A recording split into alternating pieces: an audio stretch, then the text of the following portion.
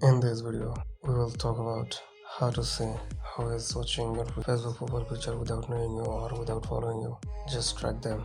For go to the Play Store, download Who Viewed My Profile on app, and it will ask you to log in with your Facebook, Gmail, or number and its password and log into it. After logging it, it will ask you to continue as your Facebook. Go to your Gmail account.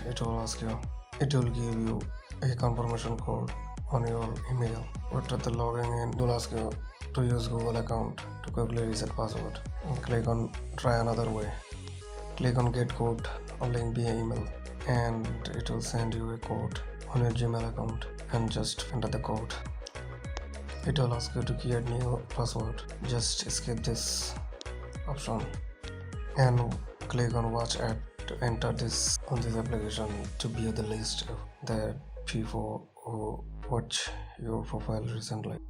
And here you can see the all the list of your friends or outsider who is watching profile recently.